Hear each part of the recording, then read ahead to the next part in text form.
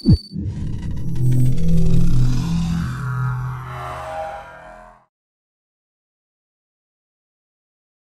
to the Wrestling Replays. Kato here with your Dynamite Replay of the week. We got a lot to get into. Had a good week of Raw so far. I think that episode really helped, advance some storylines. But I think Dynamite did a much better job this week of actually advancing storylines, and we got to see some things that's going to happen in the future. They're slowly, getting the ball rolling. I like that.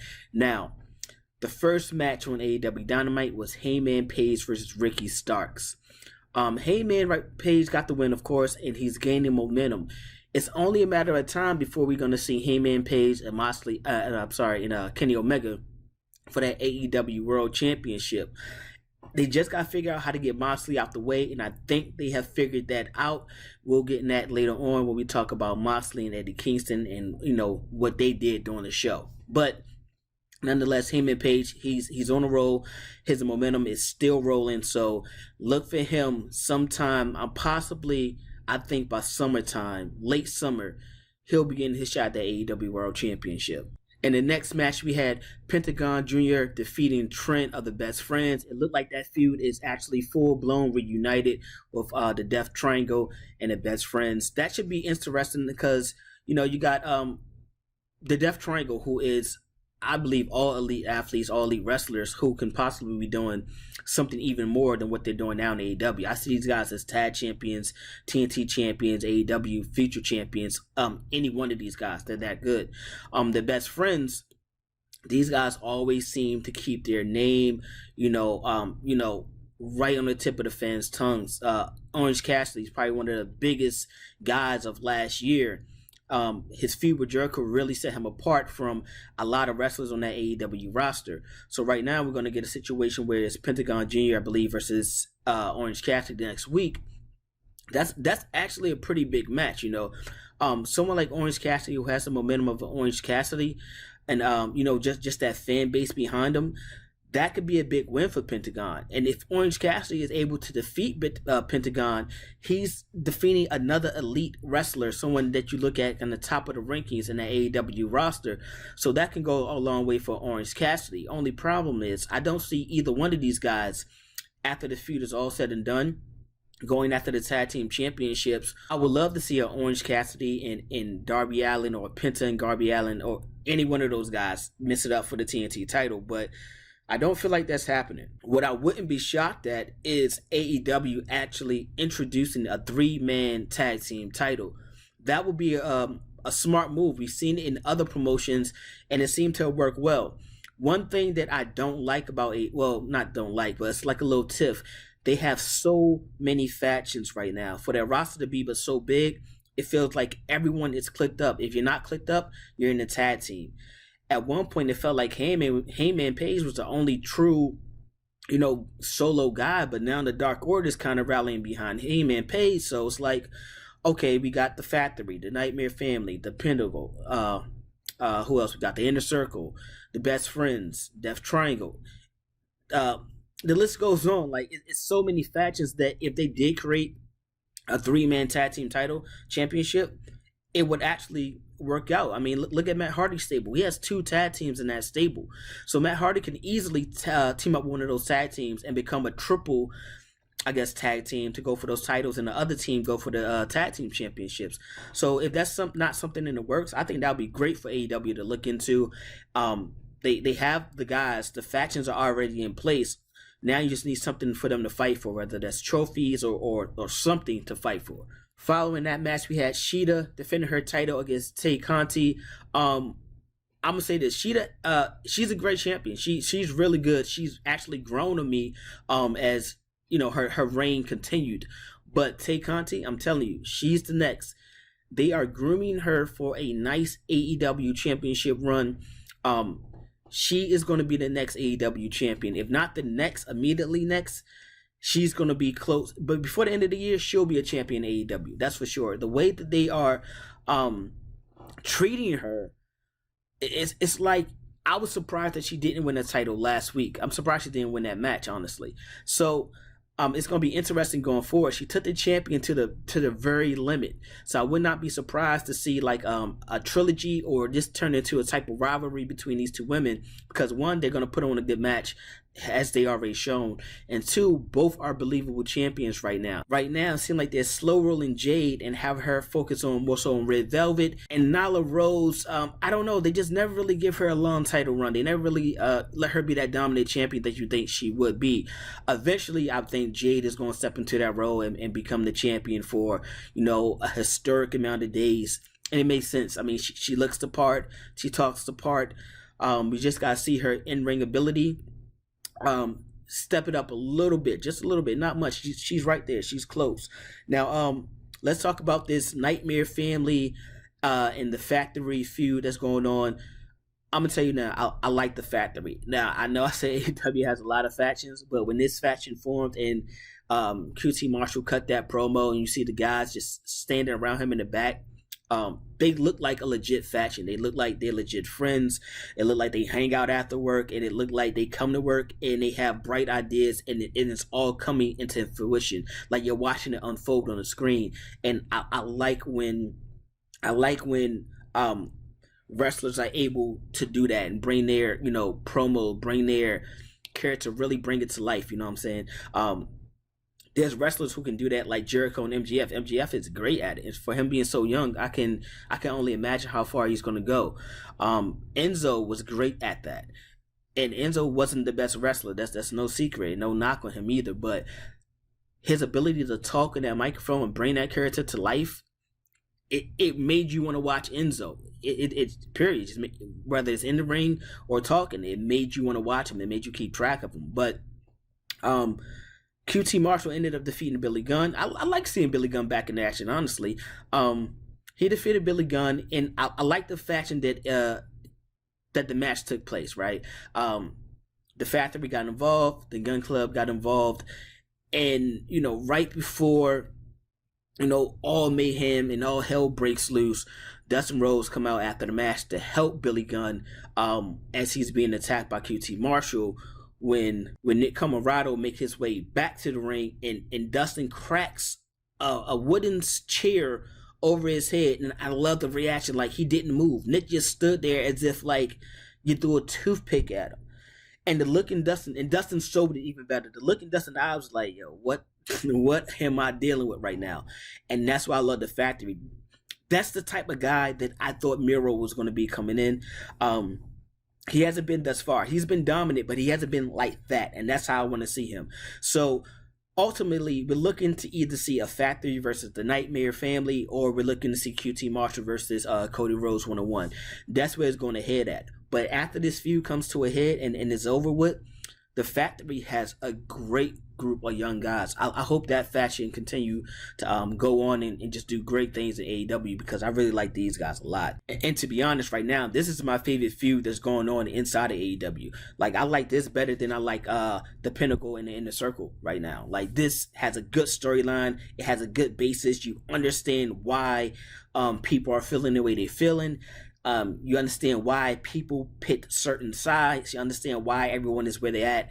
And the matches that you're going to get in between, it just makes sense, and it's going to be good wrestling. It's going to be good matches. So, because the main thing I like about it is you got your veteran guys, your older guys mixed up with your younger talent. So it's like, yeah, you're going to get your Dustins and your Codys versus, you know, your QTs and your Nicks, or, you know, any of the Gun Club, maybe, you know, in a tag team match with QT Marshall and somebody of his choosing. You're going to get your older, veteran, more experienced guys mixed up with your younger talent. So your younger talent, win or lose, they're going to gain experience, and they're going to get the rub from being in that ring and then in this feud with veterans. And that's what I like. It's like this feud is just full circle all around. It's just great for AEW. The young talent is going to learn. They're going to see how the fans react. They're going to know what to do next time they're in a situation similar to this, because this won't be the only feud they'll be in. So, like, those are the main components of why I really like this feud. Just, to me, everything is there in AEW, and the fans all benefit from this feud, and it's actually a pretty good feud. In the next match, we had Christian versus Will Hobbs. Now, this is exactly what I wanted to see from Christian from when he first came into AEW. I wanted to see him go against the younger talent. I want to see him use his veteran craftiness and his veteran skill set and move sets to beat the young fast guys, the young high flyers. I want to see him beat the young powerhouses, because just like I was talking about in the faction, in the feud with the factory and the Nightmare Family, how the younger guys are going to get the rub from the veterans, win or lose. That's the same thing that's going to happen with Christian and him fighting younger guys. Like Will Hobbs, he's going to get this rub. And it was perfect because, he took Christian to the limit. It felt like he had Christian beat, but his cockiness and him not really focusing on putting away the match is why Christian was able to find that little window that he needed to hit his finishing move, hit that kill switch, and win the match. And that's what I like, because it shows like, okay, the younger guys have a little bit more to learn, and Christian is using his veteran skills to beat these guys. Once he's done fighting these guys and he's going up skill level, that's when he should fight his guys like the Matt Hardys, the veterans like Kazarian, your Daniels, your Scorpio Skies, your guys like that, where even if they do lose to Christian Cage, it doesn't hurt their stock at all, But that's when he could turn it up a notch. So that, okay, cool, I can outwork these young guys, but I use my skill and my mind to do it. Now, these guys that are veterans just like me, now I have to really grind it out and grit it out and show that I'm still that same Christian Cage that I was before. Because let's face it, he's also on his way to facing Moxley for the AEW title. I actually think he might get his shot before Heyman Page get his shot. I don't know if Christian will win. Honestly, I think Christian will lose that match, because what I think is happening is they're gonna gear up, I guess like a little crew, not someone who's actually gonna be a team or a faction going forward, but a faction for the moment. With Christian Cage, Jon Moxley, and Eddie Kingston. And that's going to allow Heyman Page to get his true one-on-one match with Kenny Omega, where Heyman Page will finally be able to take that title off of the AEW champion. But for that to happen, I think Christian Cage first needs to get screwed by Kenny Omega and the Elite for him to actually be like, you know what? I'm not going to let this happen to another superstar, especially a younger superstar on the rise. And I think he'll come in and he'll help Heyman Page make his match fair with Kenny Omega when they decide to make that happen. Now, speaking of Moxley and Eddie Kingston, I said I was going to talk about that later. They needed to find a way to get Moxley out of the way, like out of the picture, and not worried about Kenny Omega and that AEW title so much. And they used Eddie Kingston to do so. By injuring Eddie Kingston, it looked like these two has now formed an alliance. I'm not going to call them a tag team yet, but it looked like they have formed an alliance. Now, what better way for them to go ahead and stick it to the Elite by taking those tag team titles? Eddie Kingston, he's deserving of a championship. He's damn good on the mic and he's damn good in the ring. He's well deserving of a championship. And Moxley, I don't think that's someone they want to keep without a title too long, with him being who he is. Now, if these guys go on and manage to beat the Young Bucks, not only are we going to get a feud that's going to continue, but now we have Moxley and Eddie Kingston out of the way of the AEW Championship, which opened it up for Christian Cage to get screwed. Now we have a 3-man, Moxley, Kingston, and Christian, that wants to stick it to the Elite, and hopefully that's what they need for Heyman Page to get his true one-on-one match. And speaking of that, he still has the Dark Order in his corner. So I think later on we're gonna head to Eddie Kingston. We're gonna head to a what's this? I had a little brain freeze. Kenny Omega and the Heyman Page AEW Championship later on this year, and I think that's when he's gonna finally get his run at that championship, which will be good. I'm actually happy for him. Now, in the main event, once again we had Darby Allin defending that TNT title. I don't mind it. I don't mind. I like him going out there every week defending that TV championship. I think a TV title is a title that every promotion should have, to be honest. WWE is definitely missing one, and they could really use it right now with all the people they have and just having them in limbo like they do. That's one good job that AEW does, is make sure that their TNT title is always on display. Now, he fought Jungle Boy. This was a fan voted in request to have Jungle Boy go against Darby Allin for the TNT Championship, and Jungle Boy he did well. He took him to the limit, but it makes sense of why he's in this match. I believe he's 44 or 42 and 0. Oh, not 42, no, but 42 wins, I'm sorry, in AEW. So it's not like he's some type of slouch. He's actually in the top 5 as far as ranking it as his win-loss ratio goes. So him fighting someone like Jungle Boy, yeah, that makes sense as far as that. But in my mind, Jungle Boy can't do enough to beat Darby Allin. I don't know who can do enough to beat Darby Allin right now. Last week, I just seen Matt Hardy hit a twist of fate using the steel chair on Darby Allin on the stage, not the ring, the stage at that, and Darby kicks out at 2. When I seen that, I thought 2 things instantly. One, Darby Allin just cannot be beat. How do you beat a man when you hit your finisher with a steel chair on a stage that has no give? And it's only a 2 count. It's not like it was Matt Hardy crawled and took 30 seconds to pin him. He pinned him relatively quickly, and Darby Allin still kicked out after that. The match was pretty much over. It was already decided for me. Darby Allin's winning this match. Even still, that type of match should have been on a pay-per-view. If you're going to kick out my finisher in that fashion, at least let it be pay-per-view, you know? Number 2, Matt Hardy's going to need a new finishing move. It's no way I believe that Twist of Fate is any more effective to anyone else now. Because for him to kick out like that move just seems obsolete. You know, it seems pointless. It seems like it should be more of a signature move now, and you come up with something else, some type of finisher. I mean, some type of submission or something like that. Because Darby Allin pretty much just showed, nah, I'll walk through your finisher. Now, I said that because going forward, if he's kicking out a move like that, right, in a no disqualification style match, how can you possibly beat Darby Allin in a regular match? He's not going to give up. He's not going to submit, and he's never going to stop fighting, right? That's just who Darby Allin is. So it's like, okay, yeah, we could put guys who are actually really good in the ring, like Silva and Jungle Boy. But at the end of the day, I don't believe any of these guys can beat a Darby Allin. I just don't believe it. Like, in my mind, it makes zero sense. I would love to finally get to Lance Archer and Darby Allin. At least Lance Archer, he's physically bigger. So if he did beat him, it would be, you know, I can believe it. I could like, okay, I can understand someone of his stature just weighing down on Darby Allin and managing to beat him. But it would have to be at a pay-per-view. There's no way these guys could fight on a TNT show because all Darby has to do is survive the time limit. I wouldn't mind seeing a match with them on Dynamite where that actually happens, just so we can get the part 2 at a pay-per-view. I think that would build a little bit more momentum and build more excitement for the match. But that's just what I think about it. But Darby Allin, right now, he's like unstoppable to me. He seems unbeatable to me.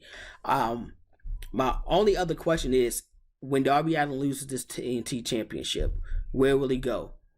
We watch Orange Cassidy defeat Chris Jericho, your first ever AEW World Championship, and I'm looking at Orange Cassidy now, and it looks like his career has regressed. After Darby Allin losing this TNT title, will he just continue to sit in this this TNT title range, or will they allow him to move up and actually compete for that AEW World Championship? Because he's more than deserving. He has a fan base, and in ring, I mean, his ability was way beyond what I thought it was when I first seen Darby Allin. I seen him in other promotions like once or twice, but it's like his game, he upped it even more. So I have all the respect for Darby Allin, and if he does lose this TNT championship, I would love to see Darby Allin compete for the AEW World Championship. But let me know what you all think. That was the AEW Dynamite Replay of the Week. We'll have the next show coming up pretty soon, so drop your link. Make sure you hit the like, subscribe, drop a comment, hit me in the DM. I'll be sure to answer everyone back. Make sure you're following us on the Wrestling Replay on Instagram, because that's where we're going to start our contest for May. We're going to give some stuff away for everyone who's been following. Once we get to 100 subscribers, we're pretty close. We're at like 70 something, 70-ish. I think 70 upon me doing this video right now. So once we get to 100 subscribers, it's time for a giveaway, time for fan appreciation. So thank you for all the viewers who's been viewing and watching and liking Even the dislikers, like, thank you also, I guess. But yeah, just make sure you subscribe, hit the like button, and turn your notifications so anytime we drop a video, it'll pop up and it'll give you guys an alert to let you know what's going on. But that was my view on AEW, man. This show was great to me. Actually, it was great. The storyline advancements, I loved it. The matches, I loved it. And honestly, I think next week card is going to be even better than this card. So, man, that Dynamite, woo, woo. You're stepping it up to me. You're stepping it up. All they need to do for me, honestly, is those 3-man tag team championships, because I don't like all the factions. If you're gonna have all these factions in a company that's so small, I think they have like maybe 10 or 11 factions already. At least have something for these factions to gain. But that's my only tip. That's my only argument I have. Right now, AEW is doing their thing, and I'm locked in. I'm locked in. So let me know what you all think about AEW. Let me know what you think about the show. Let me know what you think is going to happen going forward. Who would you like to see fight Darby Allin? Who would you like to see as your next AEW World Championship? Whether that be Christian Cage, whether that be Heyman Page, whether that be Jon Moxley, the man himself, getting his title back. I would love to hear what you guys got to say. I'm Kato. I'm signing out. Peace.